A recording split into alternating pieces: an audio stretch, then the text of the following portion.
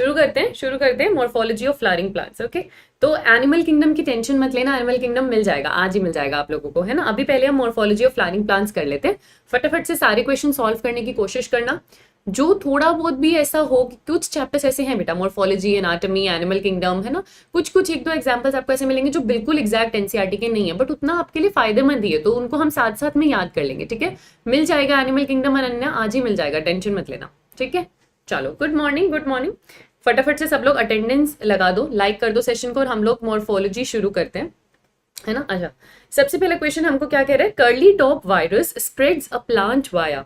अब बेटा again morphology जहां से चैप्टर शुरू होता है वहां आपको इस डिसीज के बारे में नहीं बताया, पर उसके स्टार्ट होने से पहले एक पैराग्राफ है जहां आपको कैथरीन साउ के बारे में इंफॉर्मेशन दे रखी है ना, वहां पर ये इंफॉर्मेशन है, वहां पर इस डिसीज के बारे में बता रखा है। तो अब कैथरीन साउ से एक बार हमें क्वेश्चन मिला है, तो हमने उससे रिलेटेड कुछ क्वेश्चन इस सीरीज में ऐड कर लिए।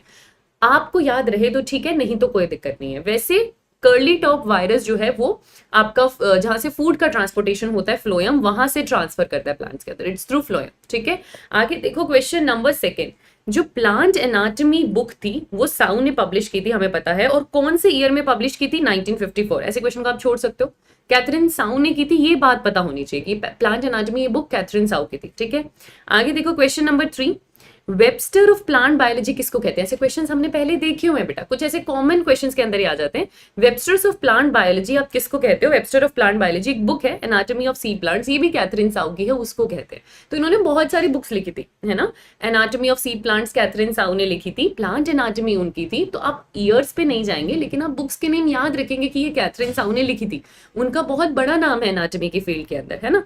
तो प्लांट एनाटॉमी बुक उनकी थी, anatomy of seed plants book उनकी थी। ठीक है, उसके बाद देखो क्वेश्चन नंबर 4, साउ कौन सी विमेन थी जिनको national academy of science award मिला था। तो वो 6th विमेन थी जिनको national academy of science award, ये सब उन्हीं का बखान हो रहा है, साउ के बारे में आपको बताया है।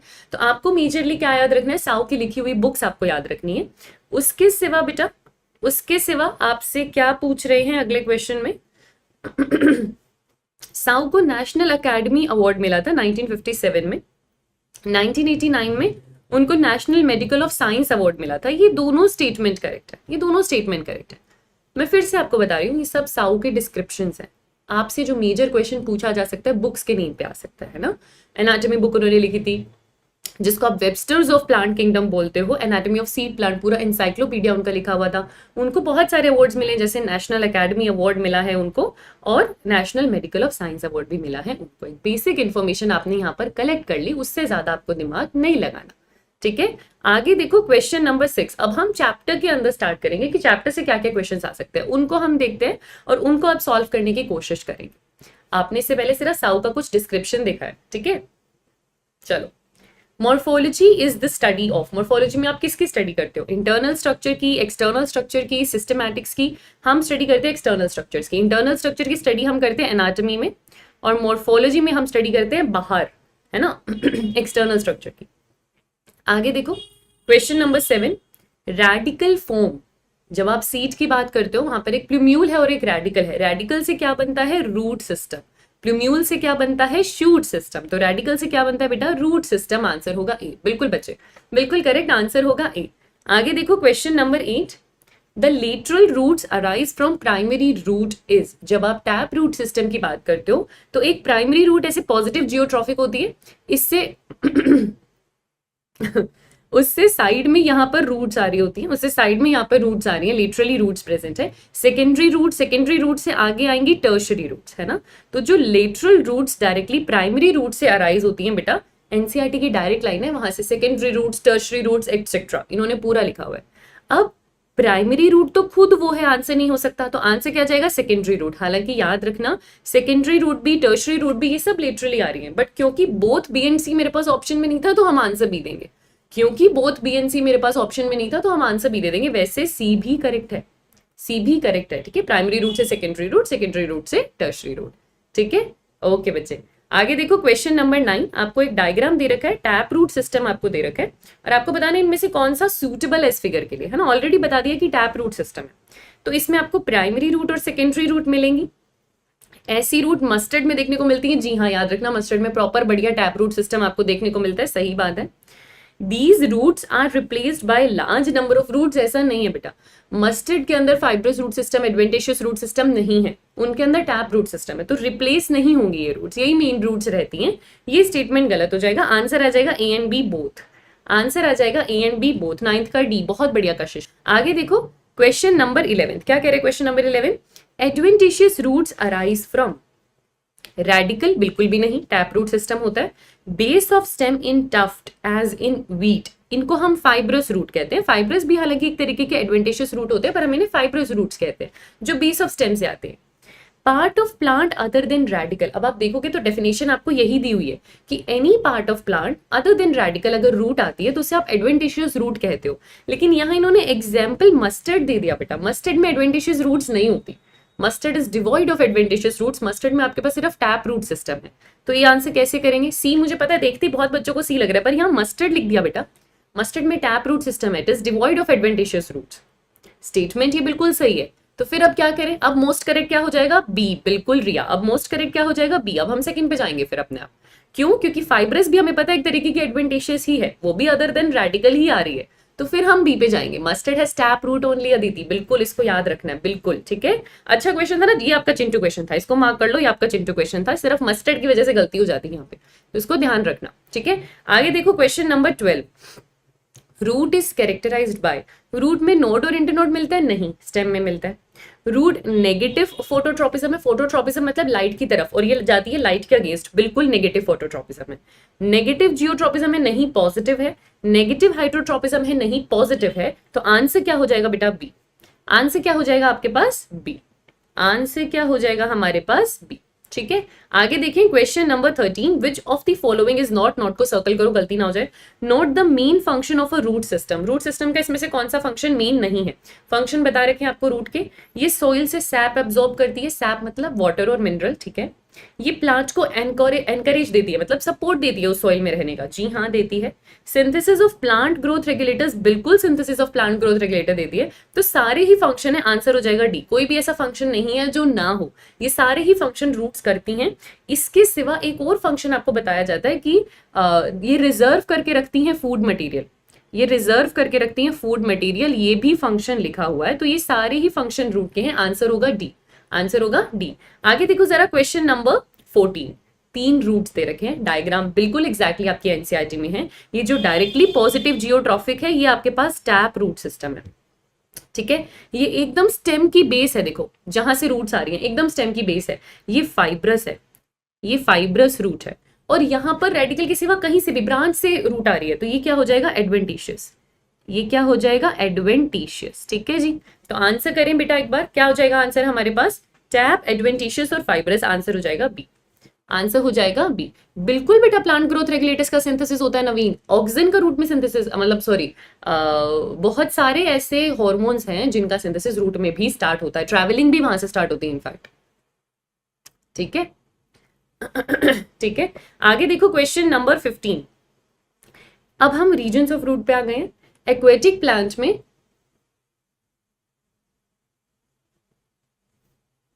इन aquatic plants the apex of, तुम लोग क्या मतलब पढ़ लो ना, टाइम कितना कम रह गया हमारे पास, इतने से दिन रह गए हैं, ये टाइम अभी ना एग्जाम के बारे में सोचने का है, मम्मी पापा के बारे में नहीं है यहाँ पे अभी टाइम, है ना।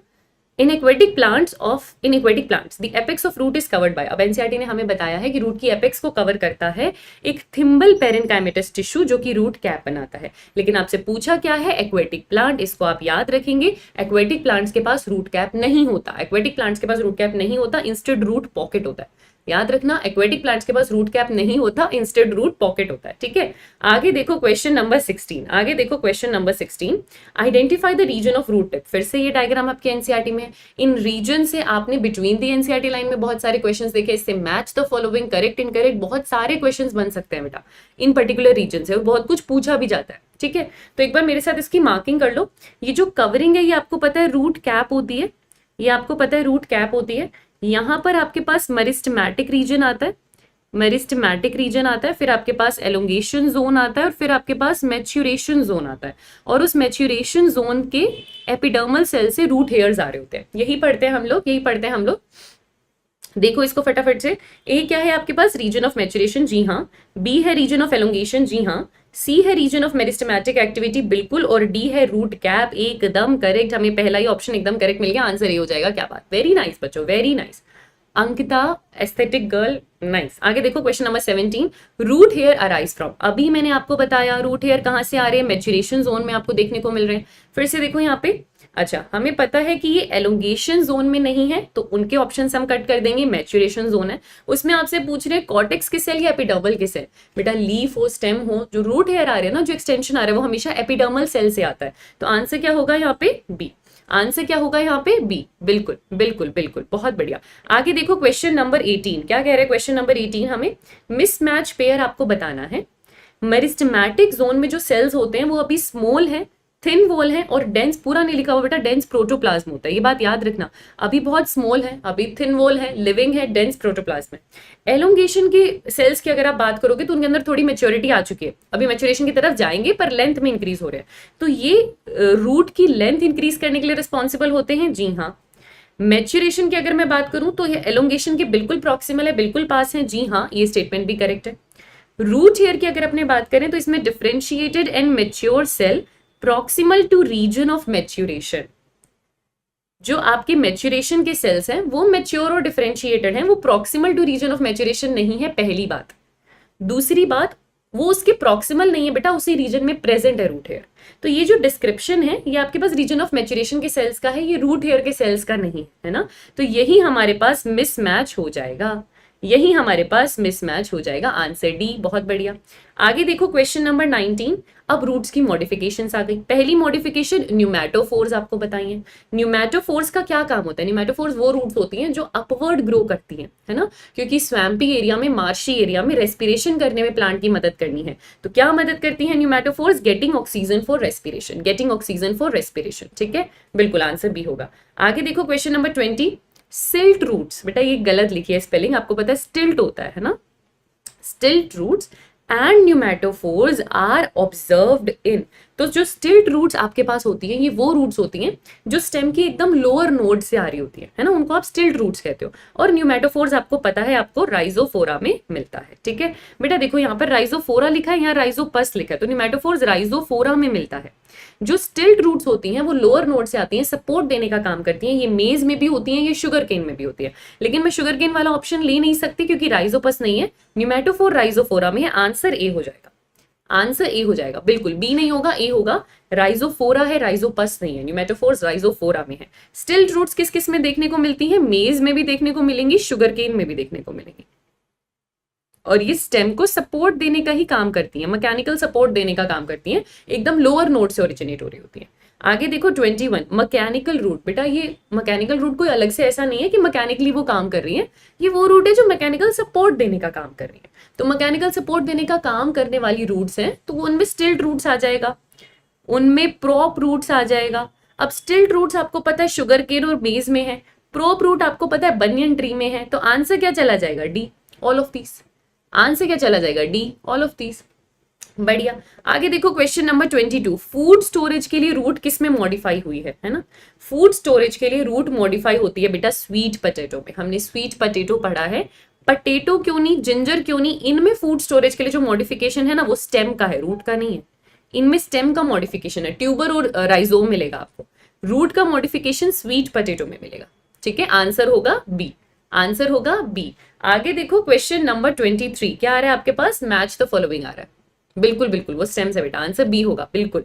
आगे देखो मैच द फॉलोइंग, अच्छा अलग अलग तरीके की रूट्स, अब ये मॉडिफिकेशन फिर से मैं बता रही हूँ डायरेक्ट नेम एनसीईआरटी के अंदर नहीं है, बट हमने ये पढ़ा होता है तो हम इसको थोड़ा सा रिवाइज कर लेंगे क्योंकि डायग्राम्स एनसीईआरटी में है और हमने देखे हुए, तो हम कर सकते हैं इसको, ठीक है। कॉनिकल रूट वो होती है बेटा जो कोन जैसी है, ब्रॉड बेस पे ब्रॉड है और फिर आगे से इस तरीके से कोन जैसी हो रही है, जैसे कि क्या होती है आपके पास, जैसे कि क्या होती है आपके पास गाजर, कैरेट, है ना, तो कॉनिकल रूट कैरेट में देखने को मिलती है।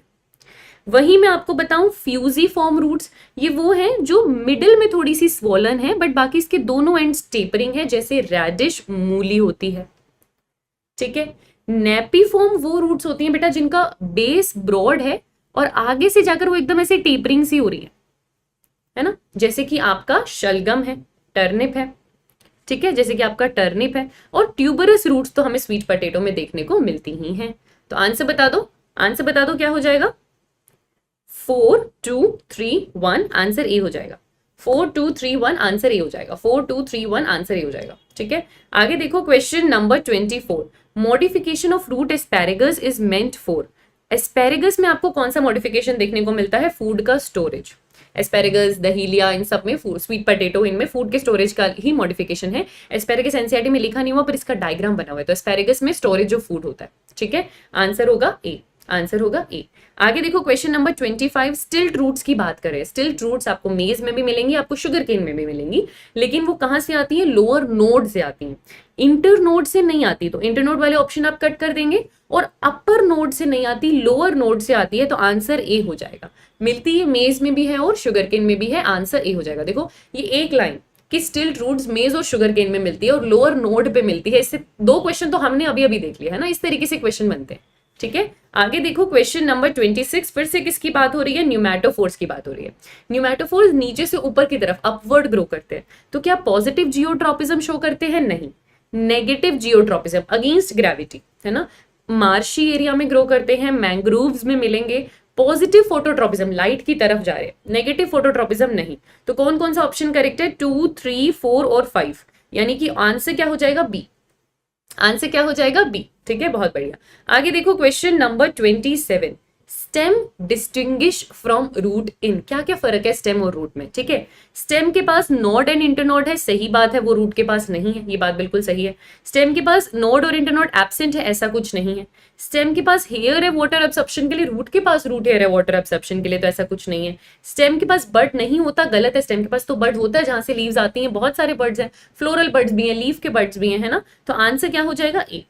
आंसर क्या हो जाएगा? ए। बहुत बढ़िया। आगे देखो question number 28, stem are develop from. Stem कहां से डेवलप होती है? आपको पता है रेडिकल से रूट आती है और प्लूम्यूल से शूट आती है, तो स्टेम कहां से आएगा? प्लूम्यूल से। आंसर हो जाएगा बी। आंसर हो जाएगा बी। बहुत बढ़िया। आगे देखो question number 29, the region of stem where leaves are born. Leave node से ओरिजिनेट होता है बेटा, स्टेम पे बहुत सारे नोड्स हैं, नोड से लीव ओरिजिनेट होता है। ठीक है, तो आंसर क्या हो जाएगा? नोड्स। इंटरनोड से नहीं, सिर्फ नोड से। दो नोड के बीच की जगह को आप इंटरनोड बोलते हो, है ना। आंसर होगा ए।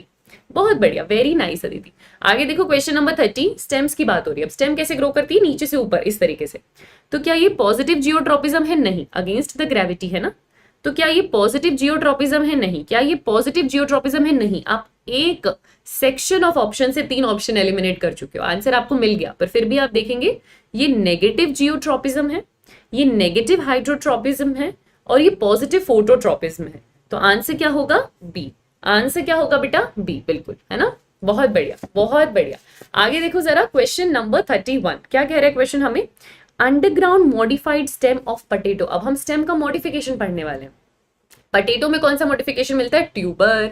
फूड का स्टोरेज करता है, पोटैटो में आपको क्या मिलेगा? ट्यूबर। राइजोम, राइजोम अलग है बेटा, कॉम अलग मॉडिफिकेशन है और बल्ब अलग मॉडिफिकेशन है। राइजोम आपको मिल जाएगा जैसे जिंजर में, कॉम आपको मिल जाएगा जैसे कोलोकेशिया में, बल्ब आपको मिल जाएगा जैसे अनियन में, है ना। आगे देखो क्वेश्चन नंबर 32, स्टेम फूड का स्टोरेज करके रखता है। कभी कभी तना या स्टेम भी फूड का स्टोरेज करता है। क्यों करता है? फेवरेबल कंडीशन में ग्रोथ करवाने के लिए, अनफेवरेबल कंडीशन में ग्रोथ कराने के लिए, फ्लावरिंग कराने के लिए। बेटा अनफेवरेबल कंडीशन में ग्रोथ कराने के लिए, अनफेवरेबल कंडीशन में ग्रोथ कराने के लिए स्टेम जो है फूड का स्टोरेज करके रखता है। फेवरेबल में तो वैसे भी काम चल रहा है ना, फूड आ रहा है। अनफेवरेबल के लिए उसने स्टोर करके रखा हुआ है। आंसर होगा बी। आगे देखो क्वेश्चन नंबर 33, ओड वन बताना है स्टेम की मॉडिफिकेशंस के लिए। अब देखो जरा यहाँ पे जमीन कंद है, कोलोकेशिया है, बोगनविलिया है और टर्मरिक है, तो यहाँ पर बेटा आपके पास क्या हो जाएगा? जमीन कंद है, कोलोकेशिया है, टर्मरिक है। इन सब में जब स्टेम का मॉडिफिकेशन होता है, ये फूड की स्टोरेज करती है। जमीन कंद भी, कोलोकेशिया भी, टर्मरिक भी, सब में फूड का स्टोरेज है। लेकिन बोगनविलिया में जो स्टेम का मॉडिफिकेशन आपको देखने को मिलता है, उसमें एक्सिलरी बर्ड से थोर्न आते हैं। ये प्रोटेक्शन के लिए बना हुआ मॉडिफिकेशन है। तो आंसर क्या होगा? सी। क्यों? क्योंकि बाकी सब स्टोरेज कर रही है मॉडिफिकेशन, ये मॉडिफिकेशन प्रोटेक्शन प्रोवाइड करती है। ये मॉडिफिकेशन प्रोटेक्शन प्रोवाइड करती है। इस मॉडिफिकेशन में एक्सिलरी बर्ड से थोर्न आ रहे हैं। ठीक है, बोगनविलिया और सिट्रस। आगे देखो question number 34, how many of the following stem modifications develop from axillary bud. दो स्टेम की मॉडिफिकेशन होती हैं जो एक्सिलरी बर्ड से आती हैं। एक होती है टेंड्रिल, जो प्लांट को क्लाइंब करने में मदद करती है, और दूसरी है थोन्स जो प्रोटेक्शन देती है। तो टेंड्रिल्स आपको किस किस में देखने को मिलता है? टेंड्रिल्स आपको देखने को मिलेंगे grape vine, cucumber, pumpkin, watermelon, इन सब में पढ़ा है हमने, है ना। टेंड्रिल्स जो हैं ग्रेप वाइन, क्यूकुम्बर, पंपकिन और वाटरमेलन, ठीक है। उसके सिवा सिट्रस और बोगनविलिया, इनमें आपको थोन्स मिलेंगे, इनमें आपको थोन्स मिलेंगे। ओपनशिया में क्या होता है? स्टेम फ्लैट हो जाती है और फोटोसिंथेसिस करती है, और कोलोकेशिया में कोम मिलता है। तो इन दोनों में एक्सिलरी बड का कोई मॉडिफिकेशन नहीं है। एक्सिलरी बड का मॉडिफिकेशन किस किस में? Grape vine, cucumber, pumpkin, watermelon, citrus और बोगनविलिया, टोटल 6। आंसर बी हो जाएगा, आंसर बी हो जाएगा, टेंड्रिल्स एंड थॉर्न्स, बिल्कुल। आगे देखो क्वेश्चन नंबर 35, जिंजर और टर्मरिक किसके एग्जाम्पल है बेटा? ये राइजोम के एग्जाम्पल है। ये किसके एग्जाम्पल है? राइजोम के। इनका अंडरग्राउंड स्टेम कुछ इस तरीके से प्रेजेंट होता है, और ये फूड का स्टोरेज करता है, ये फूड का स्टोरेज करता है राइजोम, ठीक है, जिंजर और टर्मरिक। आगे देखो question number 36, photosynthetic green flattened modified stem, xerophytic condition में स्टेम फ्लैट हो जाती है, मॉडिफिकेशन शो करती है, और वो फोटोसिंथेसिस करने लगती है। देखो दो मॉडिफिकेशन आपको बताए हुए, एक के अंदर स्टेम फ्लैट हो जाती है, एक के अंदर स्टेम फ्लैशी और सिलेंड्रिकल हो जाती है। जिसमें स्टेम एकदम फ्लैट हो जाती है उसका एग्जाम्पल आता है ओपनशिया, जिसमें फ्लैशी और सिलेंड्रिकल हो जाती है उसका एग्जाम्पल आता है यूफोर्बिया। याद रखना, दोनों स्टेम की मॉडिफिकेशन है, दोनों जीरोफिटिक कंडीशन में सर्वाइव करने में मदद करती है। आंसर होगा सी। आगे देखो क्वेश्चन नंबर 37, स्टेम इनमें से किस में प्रोटेक्शन के लिए मॉडिफाइड है? जो आपको सिट्रस और बोगनविलिया में थोन देखने को मिलता है, ओपनशिया में हमें थोन नहीं देखने को मिलता, ओपनशिया में फ्लैट स्टेम देखने को मिलती है। तो यहाँ पर हम थोन वर्ड को ज्यादा प्रेफरेंस देते हुए सिट्रस थोन को आंसर कर देंगे बेटा, है ना। थोन वर्ड को ज्यादा हम लोग प्रायोरिटी देते हुए सिट्रस थोन को आंसर कर देंगे, ठीक है। आंसर होगा ए, आंसर होगा ए। डी नहीं बेटा, एएनसी कैसे? ओपनशिया में पहली बात हम थोन की बात ही नहीं करें स्टेम मॉडिफिकेशन में, ओपनशिया में स्टेम फ्लैट होती है।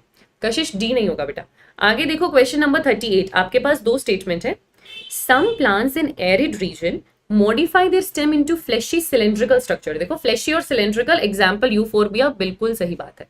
फ्लैट कहते तो ओपनशिया। ग्रेप वाइन में स्टेम टेंड्रिल्स होती हैं जो प्लांट को क्लाइंब करने में मदद करती हैं, बिल्कुल। क्यूकम्बर, ग्रेप वाइन आपने देखा, इन सब के अंदर क्या है? जो टेंड्रिल्स हैं वो क्लाइंबिंग में मदद करें। दोनों ही स्टेटमेंट करेक्ट हैं, आंसर हो जाएगा ए। दोनों स्टेटमेंट एकदम करेक्ट है, आंसर हो जाएगा ए। आगे देखो क्वेश्चन नंबर 39, पंपकिन में जो स्टेम टेंड्रिल आया है वो कहां से आया? एक्सिलरी बड। टेंड्रिल्स भी और थोन्स भी, दोनों किसका मॉडिफिकेशन है? एक्सिलरी बड का। दोनों किसका मॉडिफिकेशन है? एक्सिलरी बड का। आंसर हो जाएगा बी, आंसर हो जाएगा बी। आगे देखो क्वेश्चन नंबर 40, करेक्ट स्टेटमेंट बताना है मिंट के बारे में, स्टेम मॉडिफिकेशन। मिंट का एग्जाम्पल आपको क्या दे रखा है बेटा? स्टोलोन में दे रखा है इस चैप्टर में। इस चैप्टर में आपको बताया है कि मिंट और जैस्मिन, इन दोनों में स्टोलोन मॉडिफिकेशन देखने को मिलता है स्टेम का। स्टोलोन मॉडिफिकेशन आप समझते हैं, अगर इस तरीके से रूट है और इस तरीके से लीव है या स्टेम है, तो एक लोअर स्टेम यहां पर बेंड करेगी, इनमें से एक लोअर स्टेम बेंड करेगी थोड़ा सा ऊपर जाकर, और जब वो ग्राउंड को टच करेगी वहां पर न्यू रूट्स और न्यू स्टेम आ जाएगी। इसको बोलते हैं स्टोलोन कंडीशन।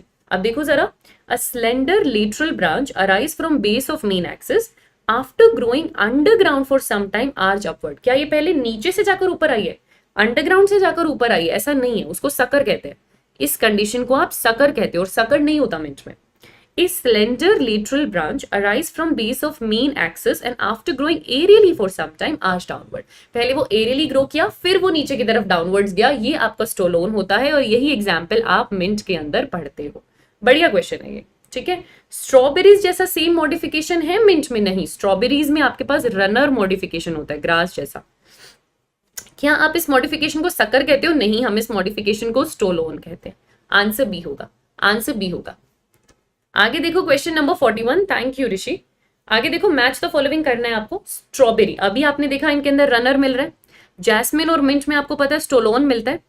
पाइनएप्पल, क्रिजेंथिमम और बनाना में आपको सकर मिलता है, और पिस्चिया और आइकोर्निया में आपको ऑफसेट मिलता है। याद रखने बेटा ये एग्जांपल्स, स्टेम की मॉडिफिकेशन के एग्जांपल्स जो वेजिटेटिव प्रोपगेशन में हेल्प करते हैं, तो बहुत अच्छे से याद रखना क्योंकि 12th के चैप्टर में भी आ रहे हैं, ठीक है। तो आंसर क्या हो जाएगा आपके पास? सी डी बी ए, यानी कि ए। ए, बहुत बढ़िया। आगे देखो question number 42, choose odd one with respect to stem modification. अच्छा, आपको पता है क्रिजेंथिमम, बनाना, पाइनएप्पल, इन सब में सकर मिलता है, इन सब में सकर मॉडिफिकेशन मिलता है। तो ओड वन आउट स्ट्रॉबेरी हो जाएगा, क्योंकि हमें पता है स्ट्रॉबेरी में हमें रनर मॉडिफिकेशन मिलता है। ये एग्जाम्पल्स याद रखो बेटा, जिनको नहीं याद हो अभी यहाँ पर इसको याद कर लो, बट इसको याद रखो, ठीक है। आगे देखो क्वेश्चन नंबर 43, किसकी बात हो रही है? पाइनएप्पल की बात हो रही है। अभी आपने देखा पाइनएप्पल में सकर मॉडिफिकेशन देखने को मिलता है, ठीक है। सकर मॉडिफिकेशन कुछ इस तरीके से बेटा कि अगर यहां पर आपके पास स्टेम और रूट्स हैं तो कोई एक स्टेम नीचे ग्रो करेगी, डाउनवर्ड ग्रो करेगी, अंडरग्राउंड ग्रो करेगी और फिर वो ऊपर की तरफ आर्च करेगी, वहां पर नया रूट और नया स्टेम आपके पास आ जाएगा। इसको आप सकर कंडीशन बोलते हो, ठीक है। और पाइनएप्पल में आपको याद रखना है, आपको सकर मॉडिफिकेशन ही देखने को मिलता है। तो lateral branch originate from basal and underground portion of main stem, grow horizontally beneath the soil and then come out obliquely giving rise to the leafy shoot। ये स्टेटमेंट ही सकर का होता है, यही स्टेटमेंट सकर का होता है ना। अगर मैं बोलूं कि पहले वो एरियली ग्रो कर फिर डाउनवर्ड जा रही है तो ये आपके पास स्टोलोन होता है, ठीक है। Short internode and each node having rosette of leaves and tufts of roots, ये आपके पास ऑफसेट है, ये ऑफसेट है।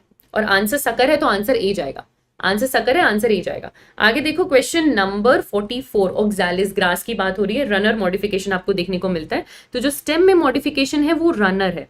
रनर किस में मदद कर रहा है ऑक्सैलिस को? स्टोरेज में, सपोर्ट में, प्रोटेक्शन में या वेजिटेटिव प्रोपगेशन में? बेटा वेजिटेटिव प्रोपगेशन में। इससे वो ग्रो कर पा रहा है ओवर सेवरल एरियाज, है ना। कुछ स्टोर नहीं कर रहा, कुछ सपोर्ट नहीं है, वेजिटेटिव प्रोपगेशन में हेल्प कर रहा है। किस में हेल्प कर रहा है? वेजिटेटिव प्रोपगेशन में हेल्प कर रहा है। आगे देखो 45, lateral branch with the short internode and each node bearing a rosette of leaf and tuft of roots। अभी मैंने आपको बताया थोड़ी देर पहले, इस मॉडिफिकेशन को आप ऑफसेट बोलते हो। ये आपको पिस्टिया में भी देखने को मिलती है, आइकॉर्निया में भी देखने को मिलती है। आंसर होगा डी।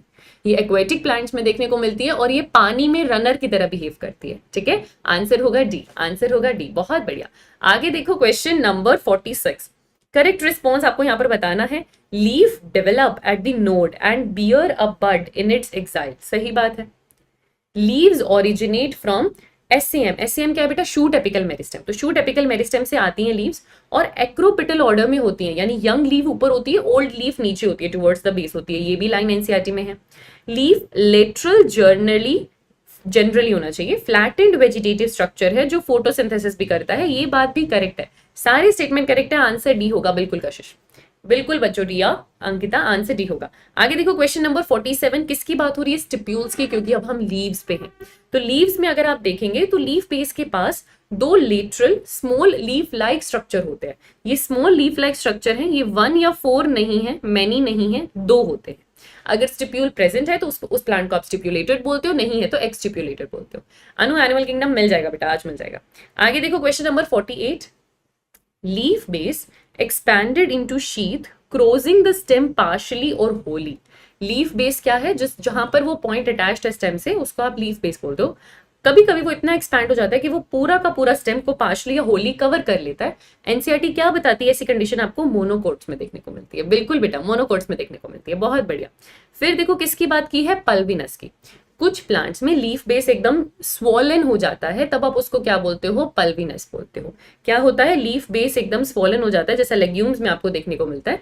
पिटियोल स्वेल नहीं करता, लैमिना स्वेल नहीं करता, स्टिप्यूल स्वेल नहीं करता, लीफ बेस स्वेल करता है। आंसर ए होगा, आंसर ए होगा। आगे देखो क्वेश्चन नंबर 50, क्या है क्वेश्चन नंबर 50 में? यहां पर ये आपके पास है लेमिना या लीफ प्लेट, ये आपके पास है लेमिना या लीफ प्लेट, ठीक है। इस स्टॉक को आप पिटियोल कहते हैं, ठीक है। जिस पॉइंट पर ये अटैच्ड है, जिस पॉइंट पर ये अटैच्ड है, ये अटैच्ड है, यहां पर ये देखो, यहां से एक छोटी सी लीफ आ रही है ना, तो ये आपके पास एक्सिलरी बड है, ये आपके पास एक्सिलरी बड है ना। और जहां से ये आ रहा है, जहां से जिस पॉइंट पर ये अटैच्ड है लीफ से, वो लीफ का बेस है, वो लीफ का बेस है। और ये स्मॉल लीफ लाइक स्ट्रक्चर ये स्टिप्यूल है, ये स्मॉल लीफ लाइक स्ट्रक्चर ये स्टिप्यूल है। आंसर कर दो, आंसर क्या होगा? आंसर क्या होगा? ए, बिल्कुल बिल्कुल बिल्कुल आंसर ही होगा।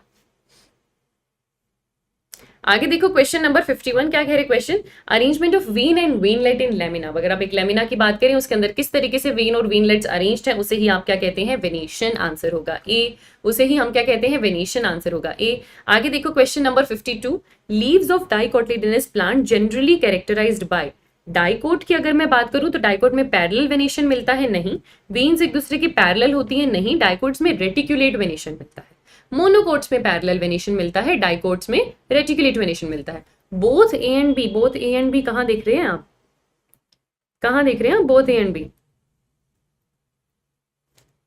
सी होगा बेटा, अच्छा पुराने क्वेश्चन पे चल रहे हैं क्या?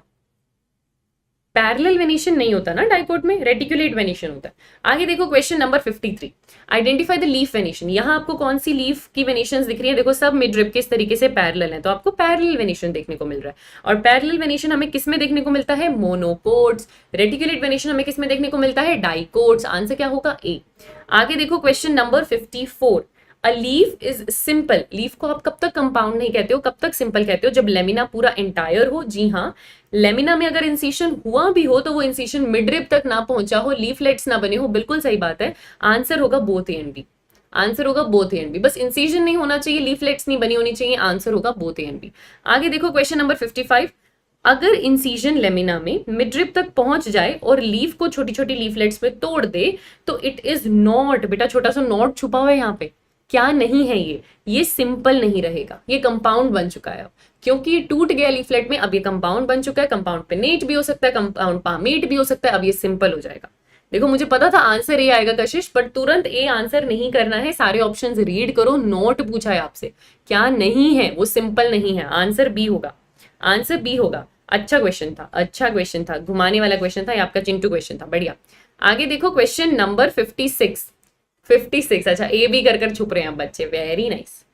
आंसर अगला देखो क्वेश्चन नंबर 56, आइडेंटिफाई करना है ए और बी। एक आपके पास दोनों कंपाउंड लीफ है, उसमें से ये पिनेटली कंपाउंड है बेटा और ये पामेटली कंपाउंड है ना। पिनेटली कंपाउंड आपको आपने देखा होगा, ऐसा पत्ता, ऐसा लीफ आपने देखा होगा, नीम का देखा है, तो पिनेटली कंपाउंड आपको नीम में देखने को मिल रहा है और पामेटली कंपाउंड सिल्क कॉटन में। आंसर ए होगा, आंसर ए होगा। आगे देखो question number 57, pinnately compound leaves की मिडरिब को क्या कहते हैं? रैकिस कहते हैं। ये आप पिनेटली कंपाउंड लीव्स देख रहे हो, इसके अंदर ये मिडरिब देख रहे हो, सब एक कॉमन एक्सिस से अटैच्ड है, इसे रैकिस कहते हैं।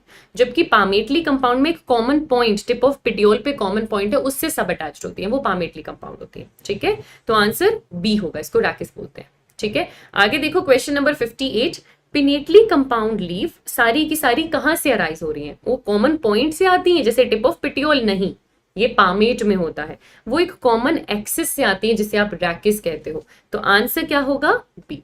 आंसर क्या होगा? बी। टिप ऑफ रैकिस से नहीं आ रही है, आंसर क्या होगा? बी। आगे देखो 55 में क्या दिक्कत अनन्या, 55 में क्या दिक्कत बेटा? आपसे नोट पूछा है बेटा, अगर इंसिशन हुआ लेमिना का मिडरिब में और लीफलेट बन गई, मतलब वो कंपाउंड बन चुका है, आपसे पूछ रहे इनमें से वो क्या नहीं है? इट्स नॉट, क्या नहीं है? सिंपल नहीं है, बाकी तो सब है, बाकी तो सब है। आगे देखो question number 59, leaflet of dash arise on common point that is a tip of petiole. Tip of petiole हमें क्या मिलेगा? Palmately compound leaf. क्या मिलेगा? क्या मिलेगा? Palmately compound leaf, palmately compound leaf. Answer होगा बी। आगे देखो क्वेश्चन नंबर 60, क्या कह रहे हैं? फाइलोटैक्सी। अब आप फाइलोटैक्सी पर आ गए। Phyllotaxy is the pattern of arrangement of leaf on stem. Stem पे लीव्स किस तरीके से अरेंज्ड है उसको आप समझते हो फाइलोटैक्सी में, उसको हम समझते हैं फाइलोटैक्सी में। आगे देखें क्वेश्चन नंबर 61, अलग अलग तरीके की फाइलोटैक्सी दे रखी है आपको। इसमें आप देखोगे तो एक नोड से एक ही लीफ है, फिर दूसरे नोड से दूसरी लीफ है, एक नोड पे एक ही लीफ है। इस कंडीशन को आप क्या बोलते हो? ऑल्टरनेट। अगर एक नोड से अपोजिटली दो लीव्स आए तो इसको आप क्या बोलते हो? अपोजिट। और एक नोड से बहुत सारी लीफ का वर्ल आए तो इसको आप बोलते हो वर्ल्ड, इसको आप बोलते हो वर्ल्ड। तो क्या हो जाएगा आंसर? ऑल्टरनेट, अपोजिट और वर्ल्ड। आंसर हो जाएगा बी, आंसर हो जाएगा बी। आगे देखो question number 62, choose the correct statement. आपको करेक्ट स्टेटमेंट बताना है यहाँ पे बेटा। ऑल्टरनेट टाइप, अभी आपने देखा एक नोड से एक ही लीफ आती है तो उसको ऑल्टरनेट बोलते हैं। अपोजिट में एक नोड से एक पूरा पेयर आता है, अपोजिट साइड्स में, बिल्कुल सही बात है। वर्ल्ड में एक नोड से मोर देन टू लीव्स, पूरा बहुत सारा बंच है, पूरा का पूरा वर्ल्ड है, तो इसको आप क्या बोलते हो? डी। इसको आप क्या बोलते हो? डी। आगे देखो question number 63, sunflower has. Sunflower में कौन सी फाइलोटैक्सी आपको देखने को मिलती है? सनफ्लावर में आपको ऑल्टरनेट फाइलोटैक्सी देखने को मिलती है। सनफ्लावर में आपको ऑल्टरनेट फाइलोटैक्सी देखने को मिलती है बेटा। ऑल्टरनेट फाइलोटैक्सी का ट्रिक है याद करने का, एमएससी, एमएससी से इसको याद कर सकते हो। ये आपको मस्टर्ड में मिलेगा, सनफ्लावर तो आपने देख ही लिया, उसके सिवा चाइना रोज में आपको मिल जाएगा, तो एमएससी से आप इसको याद कर सकते हो। ठीक है, अपोजिट फाइलोटैक्सी आपको देखने को मिलती है कैलोट्रोपिस और गवावा में, कैलोट्रोपिस और गवावा में। याद कर लो, रिवाइज कर लो सारे एग्जांपल्स। ठीक है, और वर्ल्ड का जो एग्जांपल आपको एनसीईआरटी में दे रखा है एल्स्टोनिया, एल्स्टोनिया। ऑल्टरनेट को कैसे याद करोगे, एमएससी से मस्टर्ड, चाइना रोज और सनफ्लावर। ऑपोजिट के अंदर कैलिट्रोपिस और गवावा आ जाएगा और वर्ल्ड में एल्स्टोनिया आता है। ठीक है, आगे देखो क्वेश्चन नंबर 64 किसकी बात कर रहे हैं, ऑस्ट्रेलियन अकेशिया। ऑस्ट्रेलियन अकेशिया के अंदर बेटा लीफ छोटी होती है और बहुत जल्दी गिर जाती है, वो शॉर्ट लिव्ड होती है, बहुत जल्दी उसका सेनेसेंस हो जाता है।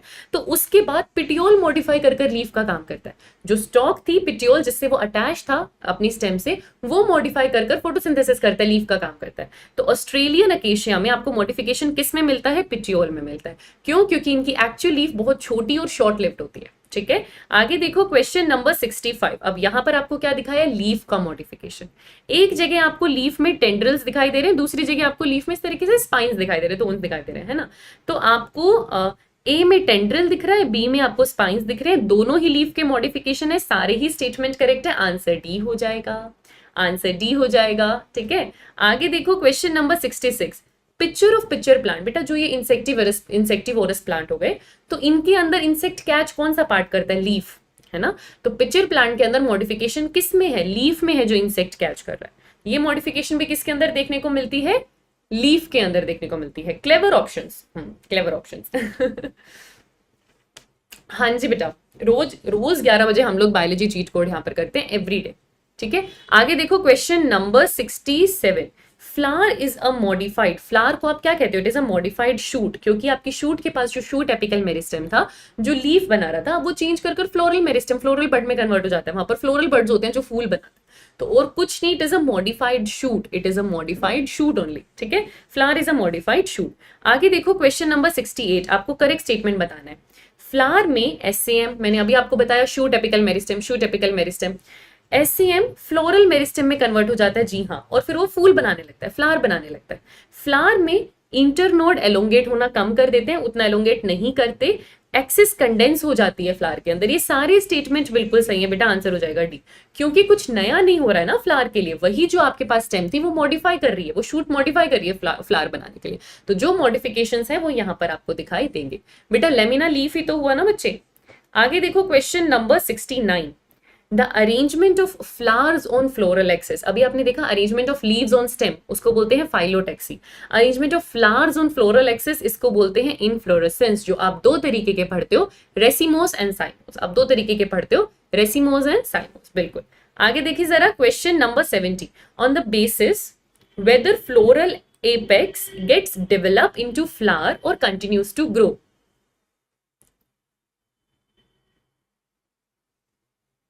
Okay, nice. On the basis whether floral apex gets developed into flower or continues to grow, inflorescence are mainly of, दो तरीके की inflorescence है, मैं आपको पहले ही बता चुकी हूँ, एक रेसिमोस और एक साइमोस। अगर जो फ्लोरल एपेक्स है वहां पर फ्लावर आ जाता है, टर्मिनेट कर जाती है स्टेम, अब ग्रो नहीं करेगी, तो वो आपके पास होता है साइमोस। अगर फ्लावर टिप या फ्लावर एपेक्स ग्रो कर रही है, फ्लोरल एपेक्स आपका स्टेम ग्रो कर रहा है, लेटरली फ्लावर्स आ रहे हैं, तो इसे आप बोलते हो रेसिमोस। आंसर होगा सी, दो तरीके की है। आगे देखो क्वेश्चन नंबर 71, अब आपसे वही नेक्स्ट चीज पूछ ली। रेसिमोस में main axis continue to grow, बिल्कुल इट कंटिन्यूज टू ग्रो। इसके अंदर आपको बेसिपिटल ऑर्डर मिलेगा, नहीं, एक्रोपिटल मिलता है। मेन एक्सिस फ्लावर में टर्मिनेट करती है, नहीं करती है, रेसिमोस के लिए आंसर ए हो जाएगा। ये दोनों पॉइंट साइमोस के हैं बेटा, बी और सी दोनों साइमोस के। ठीक है, आगे देखो क्वेश्चन नंबर 72।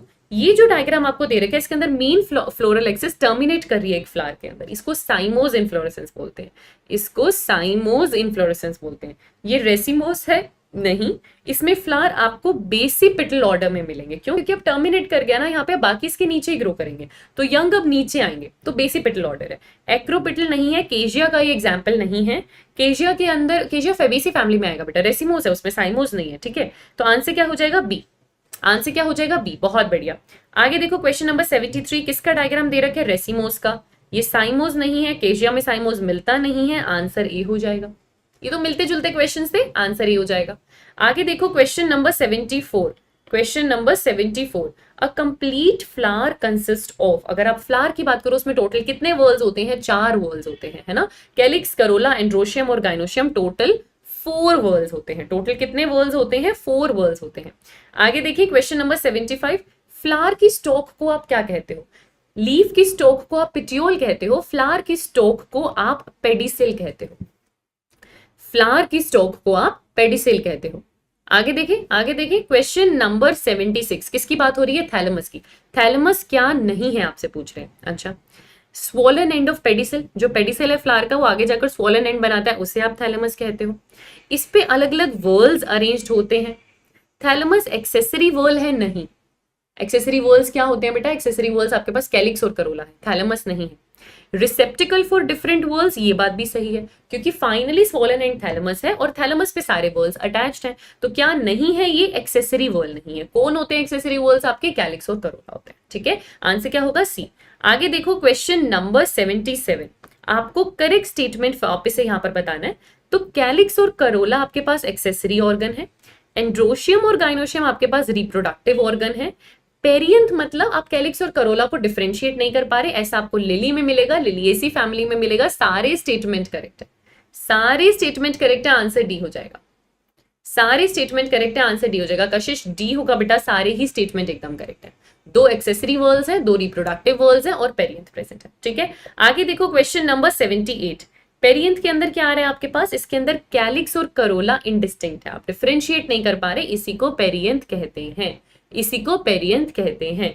करोला और एंड्रोशियम के फ्यूजन को क्या बोलते हो? एपीपेटलस। एपीपेटलस, इस कंडीशन को एपीपेटलस बोलते हैं बेटा, पेरियंथ नहीं बोलते। और पेरियंथ रिप्रोडक्टिव ऑर्गन भी नहीं है, आंसर ए होगा। आगे देखिए question number 79, bisexual flowers.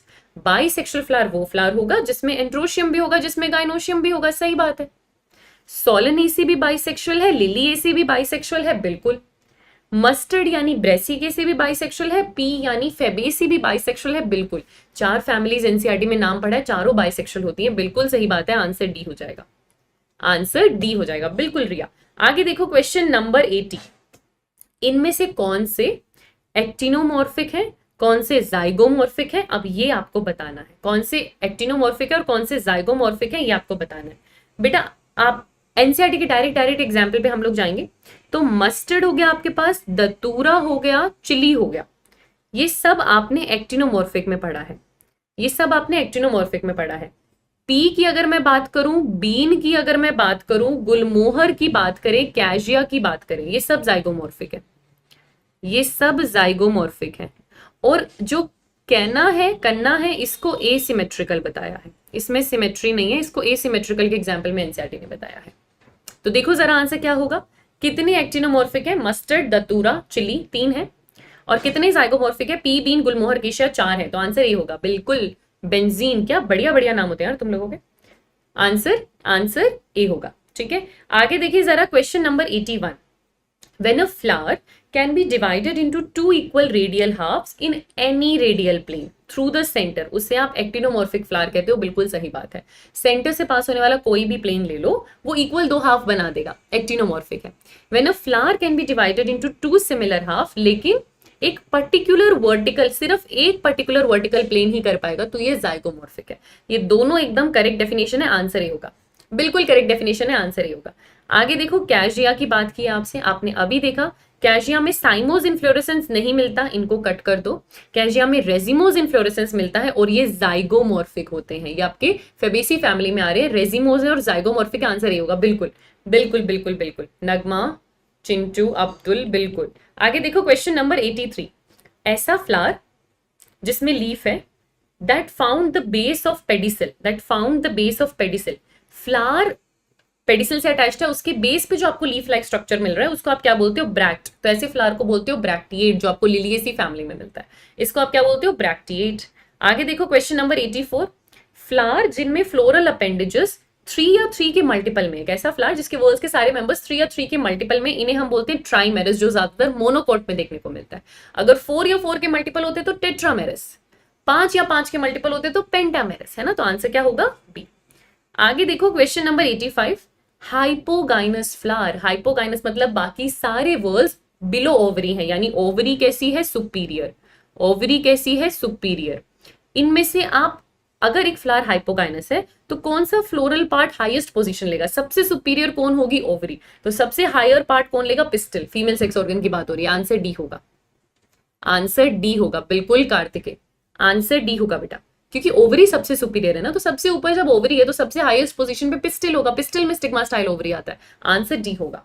Answer D होगा। आगे देखो क्वेश्चन नंबर 86। अब देखिए जरा यहाँ पे।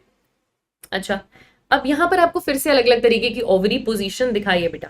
यहाँ पर देखो ओवरी सबसे सुपीरियर है, बाकी सब उसके नीचे है ना। तो ये आपके पास हाइपोगाइनस कंडीशन है, ये आपके पास हाइपोगाइनस कंडीशन है। हाइपोगाइनस कंडीशन आपको किस किस में देखने को मिलती है? मस्टर्ड में देखने को मिलती है, बिल्कुल सही बात है। चाइना रोज में देखने को मिलती है, ब्रिंजल में देखने को मिलती है, इन सब में आपको हाइपोगाइनस कंडीशन देखने को मिलती है। यहां पर ये थैलेमस की रिम से जो आ रहे हैं, ये आपके पास दोनों पेरीगाइनस कंडीशन है, हाफ इंफीरियर ओवरी है। पेरीगाइनस कंडीशन आपको देखने को मिलती है रोज में, प्लम में या पीच में। याद रखना ये एग्जांपल्स, रोज में, प्लम में या पीच में। तो पीच वाला तो करेक्ट है, मस्टर्ड वाला करेक्ट है, ये ब्रिंजल वाला इनकरेक्ट हो जाएगा। और ये लास्ट देखो, ये लास्ट वाला एपीगाइनस है, एपीगाइनस है। एपीगाइनस का मतलब ओवरी इंफीरियर है, और इंफीरियर ओवरी आपको देखने को मिलती है क्यूकुम्बर में, बिल्कुल सही बात है। उसके सिवा आपको ये गवावा में भी देखने को मिलती है, उसके सिवाय आपको सनफ्लावर में भी देखने को मिलती है। ठीक है, तो ये करेक्ट है। इनकरेक्ट आपके पास या मिसमैच पेयर आपके पास बी हो जाएगा, बी आपके पास मिसमैच पेयर हो जाएगा। पेरीगाइनस रोज प्लम पीच में देखने को मिलता है। आगे देखो क्वेश्चन नंबर 87, सुपीरियर ओवरी की बात हो रही है। सुपीरियर ओवरी यानी हाइपोगाइनस, इंफीरियर ओवरी यानी एपीगाइनस। ठीक है, आगे देखें क्वेश्चन नंबर 88, करेक्ट स्टेटमेंट बताना है पेरीगाइनस के बारे में। गाइनोशियम सेंटर में होता है, जी हाँ।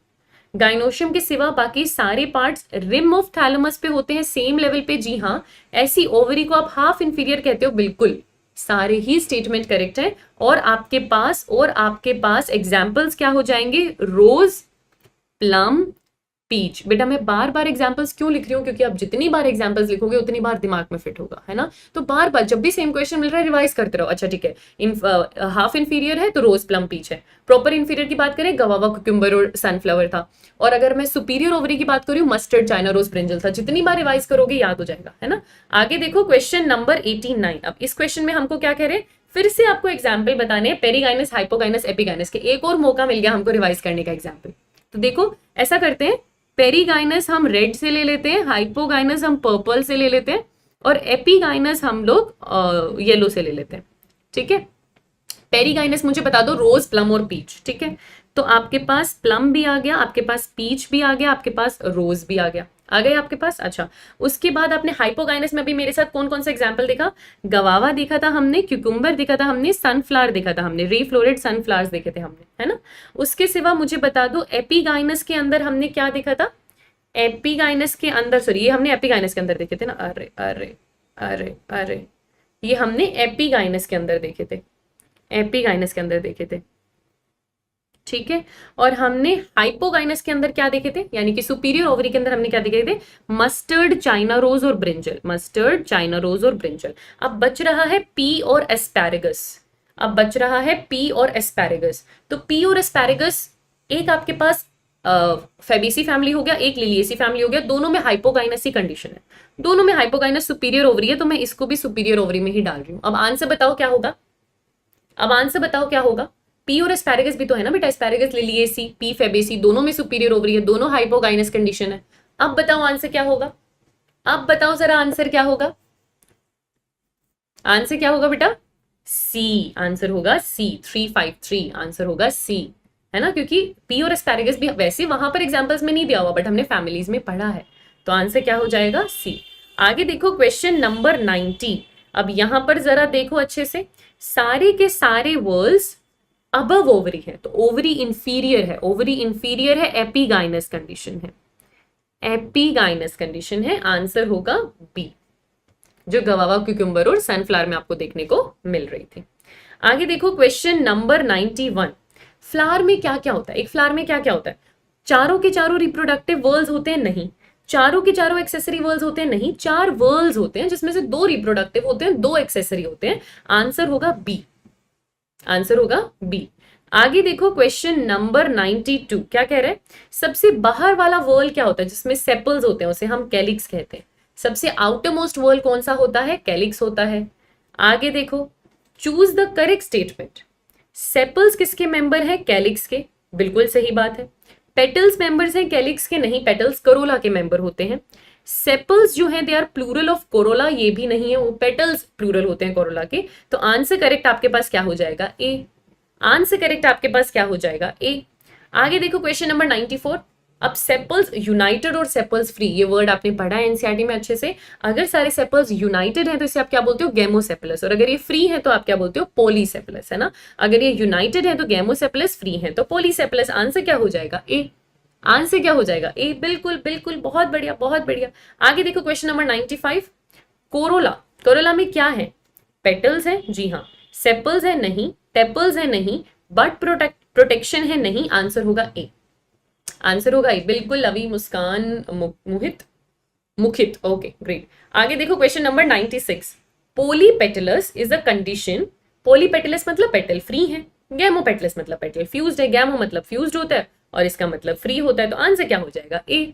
आंसर क्या हो जाएगा, ए।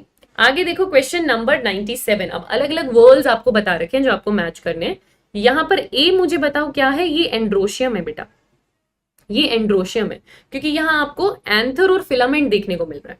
ये टू देखो जरा, ये आपके पास क्या है, ये गाइनोशियम है बच्चे, ये गाइनोशियम है, क्योंकि यहां आपको स्टिग्मा, स्टाइल और ओवरी देखने को मिल रही है, दिख रही है, यहां आपको स्टिग्मा, स्टाइल और ओवरी देखने को मिल रही है। ये थर्ड आपके पास क्या है, ये बड़े बड़े कलरफुल ये पेटल्स हैं, तो ये कोरोला बनाएंगे, है ना। और ये ग्रीन कलर के उसके नीचे कैलिक्स हैं, सेपल है। जो स्टॉक से ये अटैच्ड है उसे आप पेडिसिल कहते हैं, उसे आप पेडिसिल कहते हैं। क्या आंसर होगा बेटा, क्या आंसर होगा, आंसर होगा डी। बिल्कुल बिल्कुल बच्चे, आंसर होगा डी, वेरी नाइस, बहुत बढ़िया, आंसर होगा डी। आगे देखो question number 98। The mode of arrangement of sepals और petals in a floral bud with respect to other members of the same word. एक वर्ड के अंदर जो पेटल्स हैं वो अपने बाकी मेंबर्स के रिस्पेक्ट में कैसे अरेंज्ड है, इसी को आप क्या बोलते हो, एस्टिवेशन। अब हम नए टॉपिक पर आ गए हैं, उसी को हम क्या बोलते हैं, एस्टिवेशन। एस्टिवेशन आप चार तरीके की पढ़ते हो, वेलवेट, इम्ब्रिकेट, ट्विस्टेड और वेक्सिलरी। इसमें से ये आपको कौन सी एस्टिवेशन दिखाई हुई है, जहां पर हर मेंबर वर्ड का एक दूसरे की मार्जिन टच कर रहा है बट ओवरलैप नहीं कर रहा, इसको आप बोलते हो वेलवेट एस्टिवेशन। ये आपको कौन सी एस्टिवेशन दिखाई है, वेलवेट एस्टिवेशन, कैलोट्रोपिस में देखने को मिलती है। कौन सी एस्टिवेशन है, वेलवेट एस्टिवेशन, बिल्कुल सही बात है बेटा। आगे देखो क्वेश्चन नंबर 100, आपसे कैलोट्रोपिस ही पूछ लिया है नेक्स्ट। इसके अंदर क्या होता है, वेलवेट एस्टिवेशन, यानी सेपल्स और पेटल्स एक वर्ल में है, एक दूसरे की मार्जिन टच कर रहे हैं बट ओवरलैप नहीं कर रहे, स्टेटमेंट बिल्कुल सही है। One margin of the appendage overlap that of the next one, overlapping नहीं होती, ओवरलैपिंग नहीं होती, आंसर हो जाएगा ए।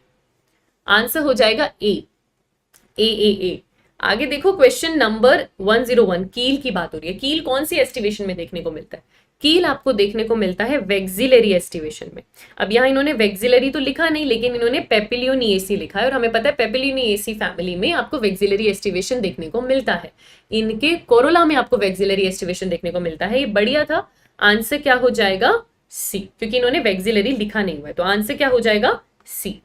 ठीक है, आगे देखें क्वेश्चन नंबर 102। पी यानी पेपिलियोनिएसी फैबेसी की बात हो रही है, आपको ओड वन बताना है। स्टैंडर्ड इसमें लार्जेस्ट पेटल होता है, जी हाँ। स्टैंडर्ड ओवरलैप करता है दो लेटरल कील को नहीं, दो लेटरल पेटल्स को, कील को नहीं। कील एंटीरियर साइड पे, लोअर साइड पे है। कील सबसे छोटी और एंटीरियर साइड के पेटल्स हैं जी, और वो फ्यूजन से बन रहे हैं दोनों पेटल्स के जी। तो आंसर जो ओड वन आउट हो जाएगा ये बेटा, क्योंकि स्टैंडर्ड कील को ओवरलैप नहीं करता, वो आपके लेटरल दो पेटल्स को ओवरलैप करता है, फिर वो पेटल्स आगे की तरफ एंटीरियर कील को ओवरलैप करती है ना।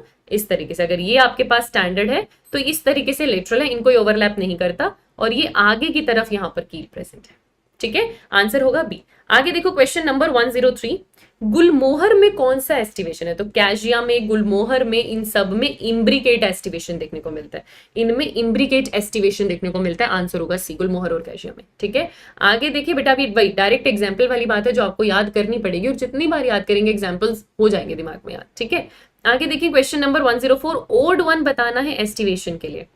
बच्चे China rose, lady finger, cotton, इन सब में जो एस्टिवेशन मिल रहा है दैट इज ट्विस्टेड, और कैजिया और गुलमोहर में जो एस्टिवेशन मिलता है दैट इज इम्ब्रिकेट।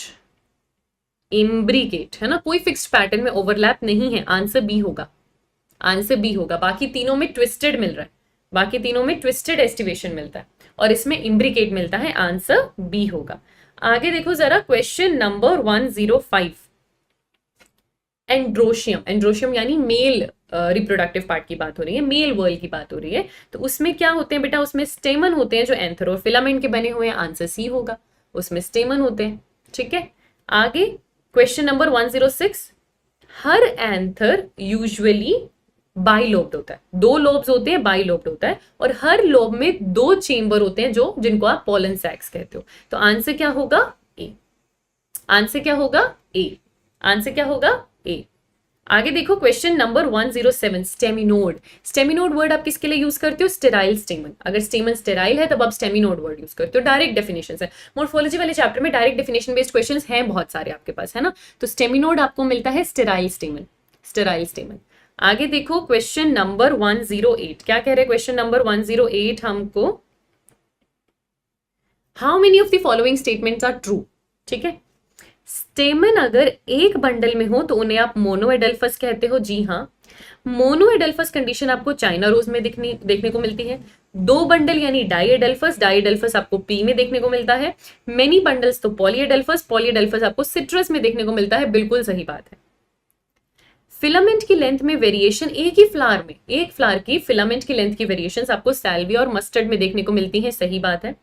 स्टेमन की दो बंडल हो तो उसे डाईएडल्फस कहते हैं, और अगर दो या दो से ज्यादा हो तो उसे पॉलीएडल्फस कहते हैं। ये स्टेटमेंट भी करेक्ट है, चारों ही स्टेटमेंट करेक्ट है बेटा, चारों ही स्टेटमेंट करेक्ट है। आंसर डी होगा, बिल्कुल रिया, आंसर डी होगा, चारों ही स्टेटमेंट करेक्ट है।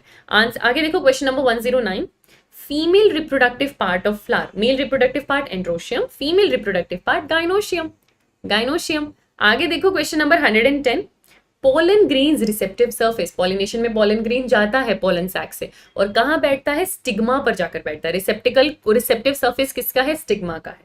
वहीं पर पोलन ट्यूब जर्मिनेट होती है और फिर गैमेट जाते हैं एगपैरेटस तक। ठीक है, क्या होगा आंसर, ए।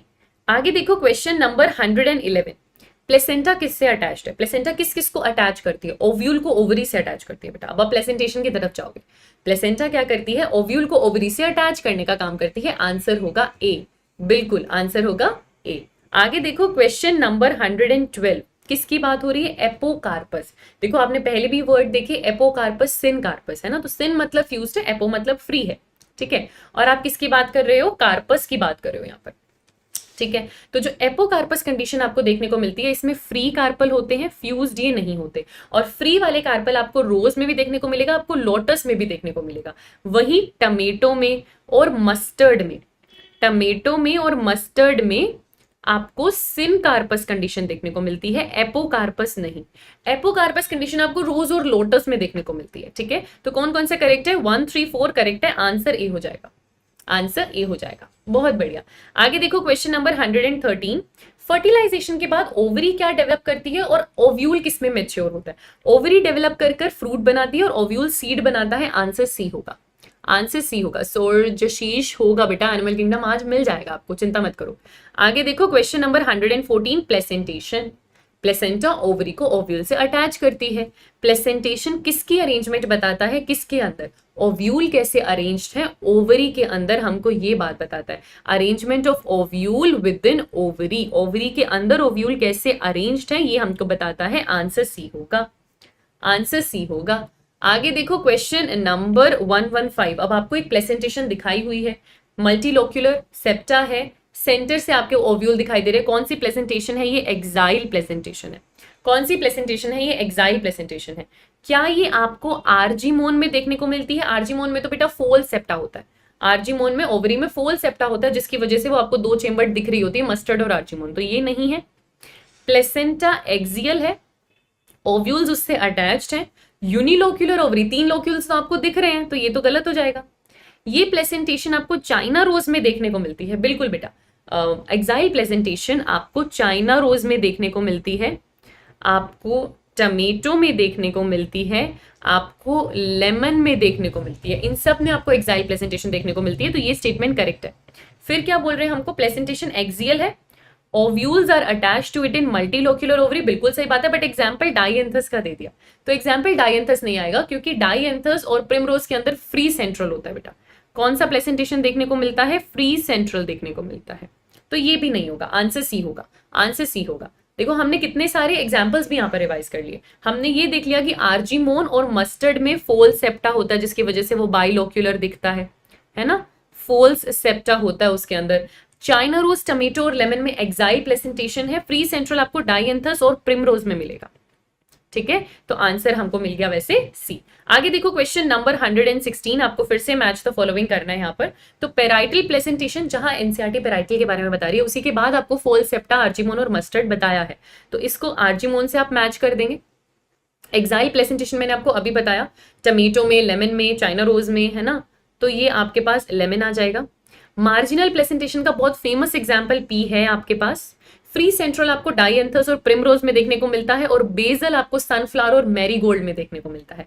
दो एग्जाम्पल दे रखे हैं, सनफ्लावर और मैरीगोल्ड। अब देख लो बेटा, मैच कर लो इसको जरा। CBAED क्या हो जाएगा आंसर आपके पास? CBAED ए हो जाएगा, ए हो जाएगा, बिल्कुल लवी।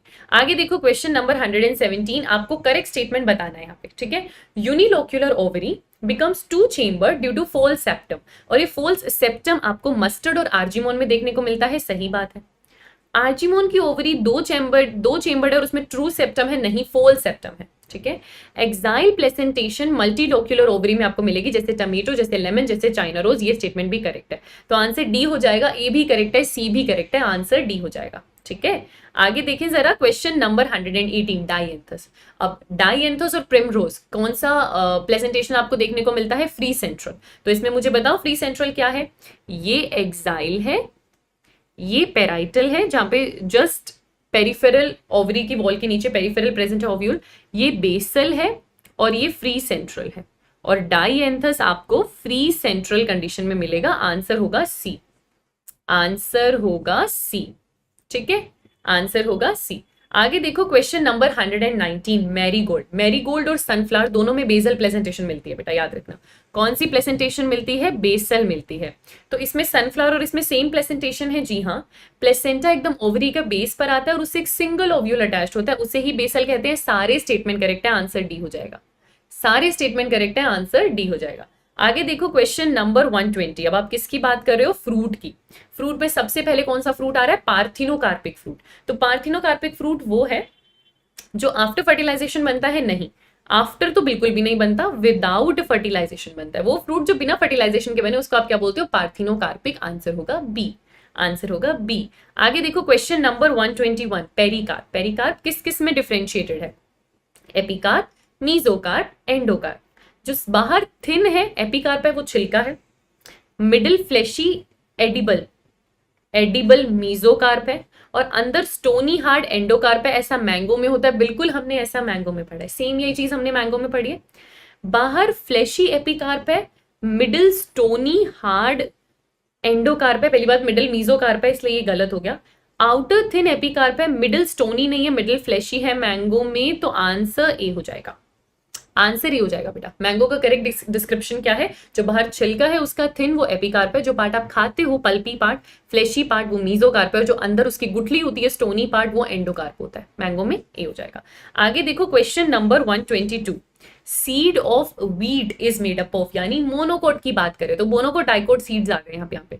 मोनोकोट का सीड में आपको क्या बताया? एक रेडिकल मिलेगा, कॉटलीडन, वन कॉटलीडन होगा, दो कॉटलीडन नहीं हो सकते, ये गलत हो जाएगा।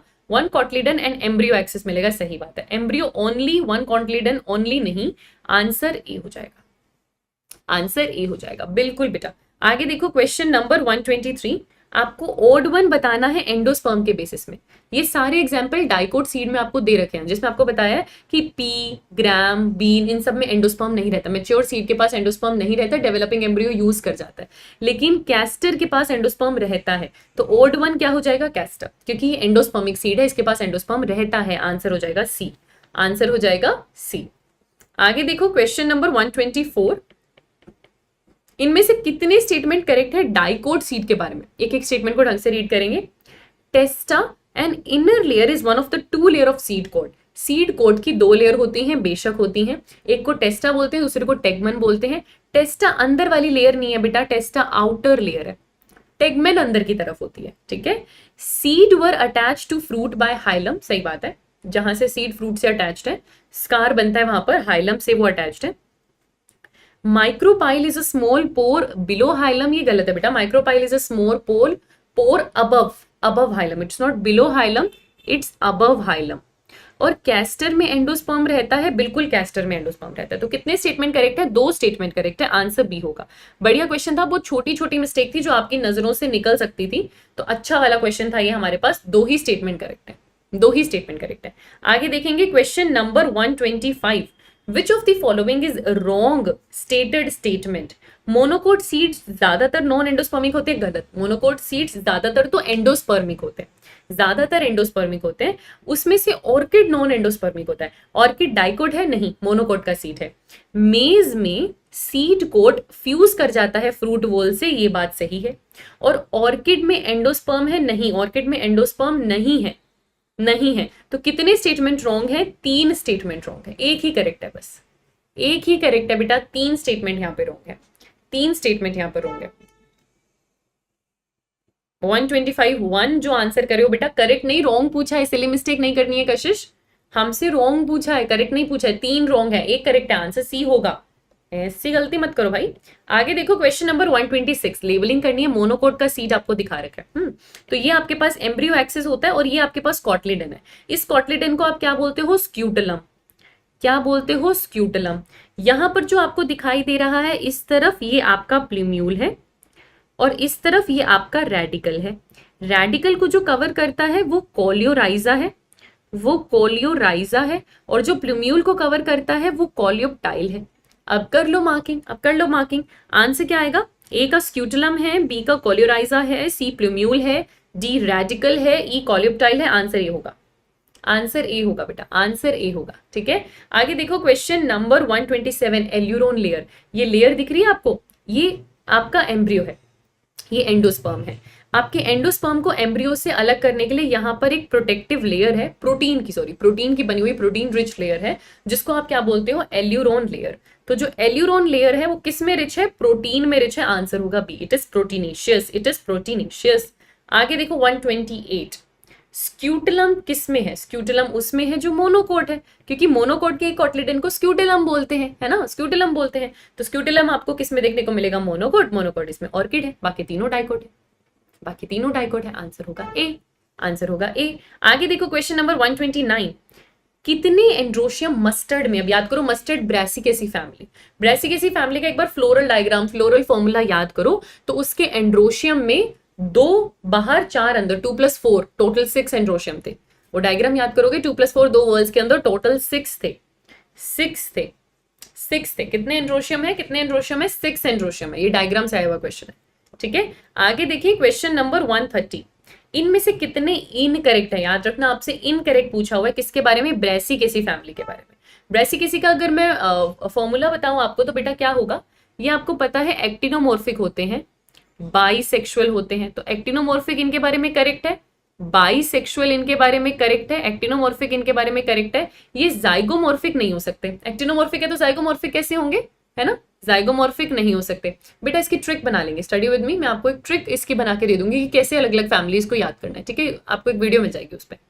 ठीक है, अच्छा यहां पर क्या आ रहा है आपके पास? बाइसेक्सुअल ये होते हैं। अब अगर मैं कैलिक्स की आपसे बात करूं तो कैलिक्स इनके पास कैसे हैं? 2+2 है बेटा, 2+2 है, 2 बाहर और उसके अंदर 2, इस तरीके से, है ना, इम्ब्रिकेट एस्टिवेशन है। तो 4 नहीं है, ये गलत है, इसको मैं रेड से मार्क कर रही हूं, ये इनकरेक्ट है। ठीक है, अच्छा कोरोला की अगर अपने बात करें तो वो इनके अंदर 4 वेलवेट एस्टिवेशन से अटैच्ड है। 2+2 नहीं है, ये गलत हो जाएगा। और अगर 4 है तो वो 4 फ्यूज्ड नहीं है, मार्जिन फ्यूज्ड नहीं है, ये भी गलत हो जाएगा। कोई फ्यूजन नहीं है उसके अंदर। ठीक है, ठीक है। उसके बाद अगर आप एंड्रोशियम की बात करो तो आपको पता है वो 2+4 है। और अगर मैं गाइनोशियम की बात करूं तो गाइनोशियम हाइपोगाइनस कंडीशन है, यानी सुपीरियर ओवरी है। तो ये करेक्ट है। तो इनकरेक्ट मुझे बताओ क्या हो जाएंगे? 4 इनकरेक्ट है। जाइगोमॉर्फिक, कैलिक्स गलत है, कोरोला के बारे में गलत लिखा हुआ है, 4 चीजें गलत है। आंसर डी हो जाएगा, आंसर डी हो जाएगा। आगे देखो क्वेश्चन नंबर 131, फेबेसी को पहले क्या कहते थे? पेपिलियोनिएसी was earlier called as पेपिलियोनिएसी। दोनों लेग्यूमिनोसी में आते हैं। ठीक है, ठीक है। आगे देखो क्वेश्चन नंबर 132, आपकी फेबेसी फैमिली के अंदर ही ये डायग्राम दे रखा है पी के अंदर।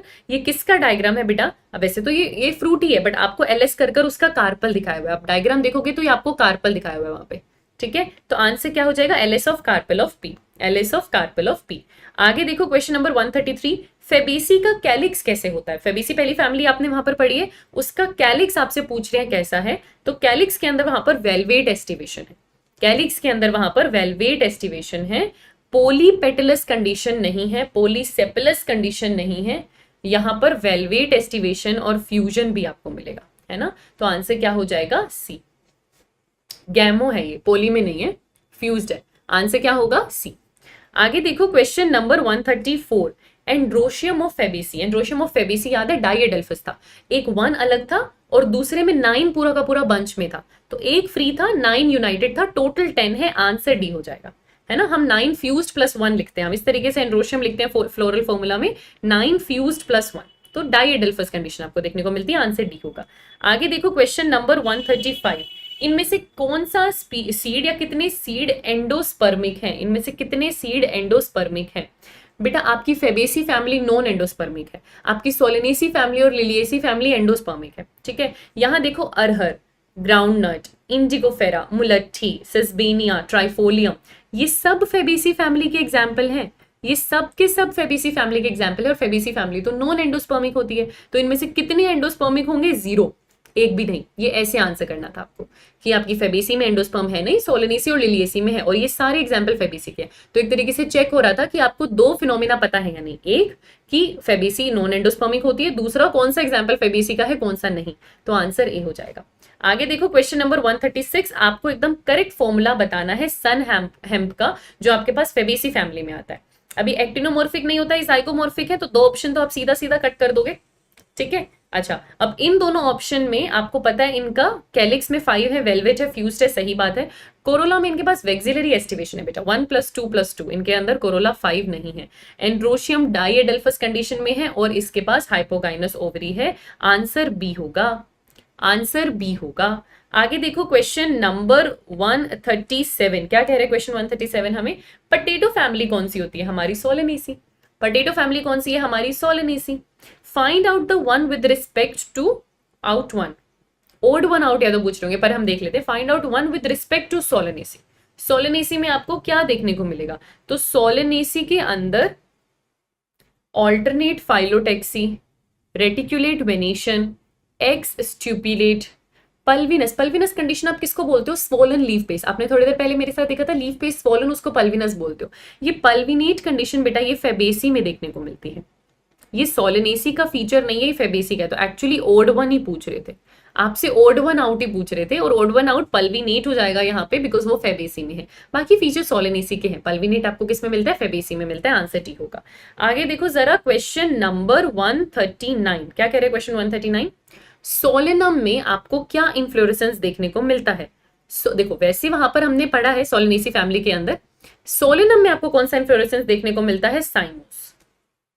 सॉलिटरी आपने पढ़ा है, लेकिन सोलेनम के लिए वहां पर साइमोस लिखा हुआ है, साइमोस इन सोलेनम, एग्जाम्पल साइमोस इन सोलेनम ऐसा लिखा हुआ है वहां पे डायरेक्ट, ठीक है। तो आंसर क्या होगा? बी होगा, ठीक है। वैसे तो साइमोस सॉलिटरी दोनों लिखा हुआ है, पर सॉलिटरी फिर करके लिखा हुआ है साइमोस इन सोलेनम, है ना।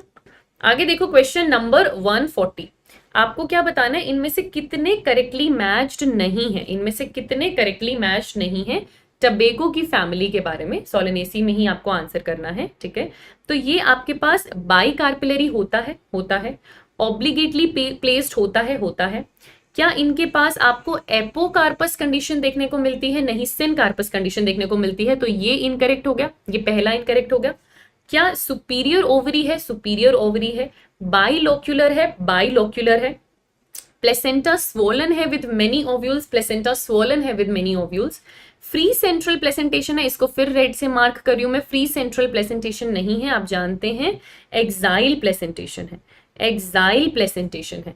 फ्रूट क्या इनके अंदर ड्रूप है? इसको भी मैं रेड मार्क कर रही हूं। आपको पता है ड्रूप फ्रूट इनके अंदर नहीं होता, इनके अंदर बेरी या कैप्सूल मिलेगा, बेरी या कैप्सूल मिलेगा। अब ऐसे क्वेश्चन आप आंसर तभी कर सकते हो अगर आपको सारे फीचर्स पता है इस फैमिली के बारे में, अगर आपको सारे फीचर्स पता है इस फैमिली के बारे में, ठीक है। तो यहां पर क्या हो जाएगा? एपोकार्पस नहीं होते, सिनकार्पस है, एक्साइल है और बेरी और फ्रूट है। तो 3 है जो इनकरेक्ट है, आंसर डी हो जाएगा। 3 है जो इनकरेक्ट है, आंसर डी हो जाएगा। आगे देखो question number 141, persistent calyx. Persistent calyx आपको किसके अंदर देखने को मिलता है? ब्रिंजल में। आपको किस में देखने को मिलता है परसिस्टेंट कैलिक्स? इनमें से यहाँ पर ब्रिंजल में, फेबेसी में नहीं है, लिलिएसी में नहीं है, परसिस्टेंट कैलिक्स सोलेनेसी में है, ब्रिंजल में, ब्रिंजल में, ठीक है। हाँ बिल्कुल। आगे देखो क्वेश्चन नंबर 142, फिर से आपके पास क्या आ रहा है? एक्टिनोमॉर्फिक आ रहा है, बाइसेक्सुअल आ रहा है, फिर आपके पास 5 वेलवेट में फ्यूज्ड कैलिक्स है, कोरोला और एंड्रोशियम एपिपेटलस कंडीशन आपको देखने को मिल रही है, ये फ्यूज्ड भी है और हाइपोकाइनस ओवरी। किसका फ्लोरल फॉर्मूला बेटा? ये सोलेनेसी का। किसका फ्लोरल फॉर्मूला आ रहा है आपके पास? ये सोलेनेसी का। तो इनमें से किस किस में सोलेनेसी आ जाएगी यहाँ पे?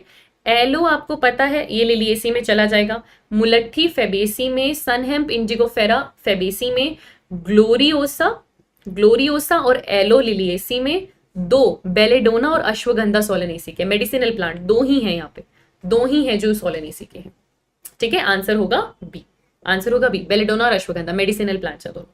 आगे देखो मकोई, मकोई किसका नाम है? Solanum nigrum. Solanum tuberosum potato होता है, सोलेनम मेलेंजिना ब्रिंजल होता है, सोलेनम नाइग्रम मकोई होता है। लिविंग वर्ल्ड से पढ़कर आ रहे हैं, पहले चैप्टर से पढ़कर आ रहे हैं हम इसको, तो आंसर ए होगा, आंसर ए होगा।